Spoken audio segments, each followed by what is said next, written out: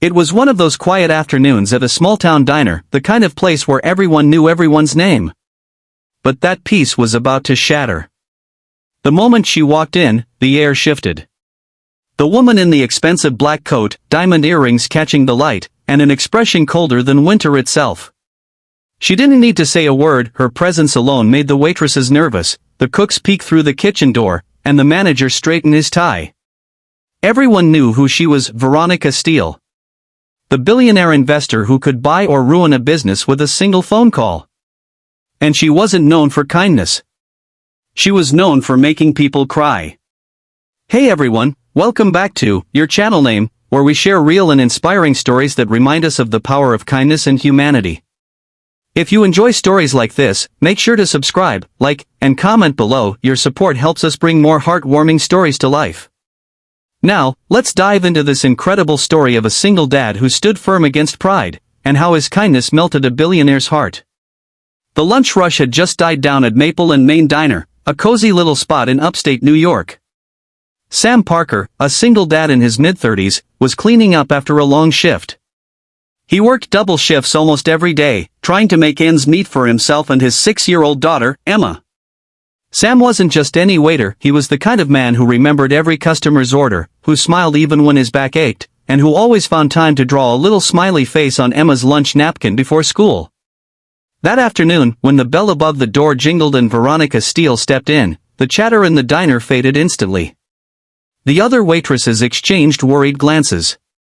Everyone had heard the stories about her temper, her impossible standards, her rude comments about lazy workers. "Not it," whispered one waitress, ducking into the back. Another pretended to be on a phone call. The manager looked around helplessly, clutching his clipboard. And then his eyes landed on Sam. "Sam," he said quietly, "can you take her table? Please. Nobody else will." Sam sighed. He'd heard the stories too. But a table was a table, and he needed every tip he could get. He wiped his hands, adjusted his apron, and walked over with his usual warm smile. "Good afternoon, ma'am. Welcome to Maple and Main. What can I get started for you today?" Veronica didn't look up from her phone. "I've been sitting here for 2 minutes already. Is this how you treat paying customers?" Sam kept his tone calm. "I apologize, ma'am. We've been a little busy, but I'll take good care of you." She looked up briefly, her eyes scanning him like a machine scanning a barcode. "Just get me a black coffee. Hot. Not warm. And make sure it's in a proper cup, not one of those chipped ones I saw at the next table." "Yes, ma'am," Sam replied, heading toward the counter. The other staff peeked around the corner, whispering. "She's even worse in person," one said. "Poor Sam," another muttered. But Sam didn't let it bother him. He'd dealt with rude customers before. What mattered most was how he handled it. When he brought the coffee, Veronica was still on her phone, barking orders at someone on the other end. "I don't care what it costs," she snapped. "Just get it done. If they can't deliver by tomorrow, fire them." Sam set the cup gently in front of her. "Here you go, ma'am. Careful, it's hot." She barely nodded. For the next few minutes, Sam checked on his other tables, refilling drinks, clearing plates, and joking with a group of old regulars. When he came back to Veronica's table, she frowned. "This coffee tastes burnt," she said sharply. "Do you even know how to brew coffee here?"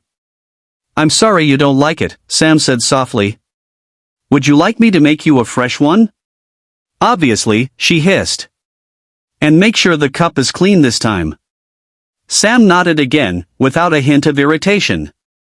He brewed a new cup, tested the temperature, and brought it back. As he set it down, he noticed something. Her hands were shaking slightly. Beneath her designer coat and perfect hair, there was something else in her eyes: exhaustion. "Is everything okay, ma'am?" he asked quietly. She blinked, startled by his tone, not fear, not sarcasm, just genuine concern. "Excuse me? You seem tired. Long day?" For a moment, she stared at him as if no one had ever asked her that before. Then she scoffed. You wouldn't understand. Maybe not, he said gently. But I know what long days feel like. He turned to leave her in peace, but she stopped him. Wait, she said suddenly. What's your name? Sam.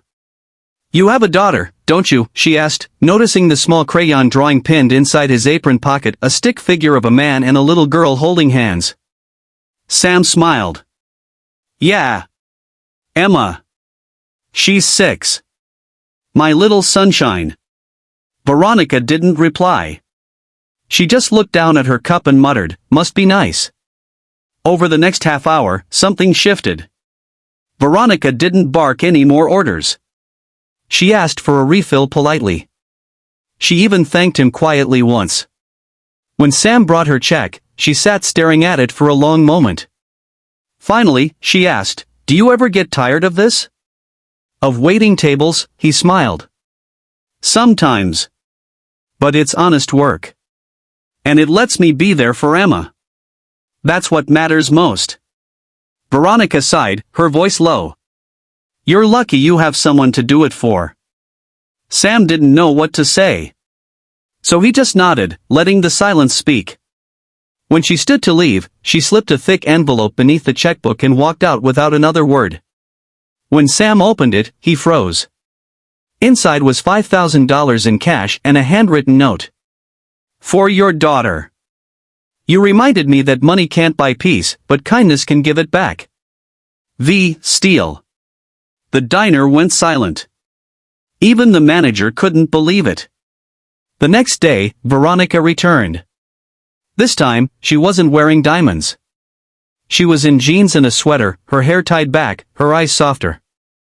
She sat at Sam's section again and ordered pancakes. When Sam approached, she smiled a real, warm smile. Morning, Sam. And please, just call me Veronica. Over breakfast, she opened up. Her husband had died 3 years ago. She had no children, no family close by. She'd built an empire but lost her joy along the way. People see the billionaire, she said, but not the lonely woman behind it. Sam listened without judgment. Sometimes, silence was the kindest response. From that day on, Veronica became a regular at the diner. She'd sit by the window, sip coffee, and sometimes bring small gifts for Emma, a children's book, a toy, a flower hair clip. And word spread. The woman everyone once feared was now known as Miss Veronica, the diner's most generous customer. She even invested in the diner, helping it expand and hire more local workers, but under one condition, that Sam stay as the head waiter. When the manager asked her why, she smiled.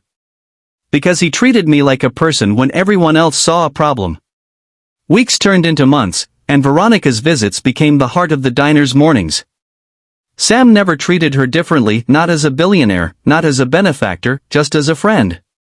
One afternoon, Veronica looked around the bustling diner filled with laughter, warmth, and the smell of fresh coffee and said, "Funny, isn't it? I used to think kindness was weakness. But it's the only thing that ever made me feel human again." Sam smiled. "Kindness doesn't cost much," he said. "But it changes everything." And that's exactly what it did. If this story touched your heart, take a moment today to show kindness to a stranger, a coworker, or someone you think doesn't deserve it. You never know how much they might need it. Don't forget to subscribe to your channel name, hit that like button, and share this story to spread the message of kindness across the world. Because sometimes, the smallest act of kindness can reach places money never could.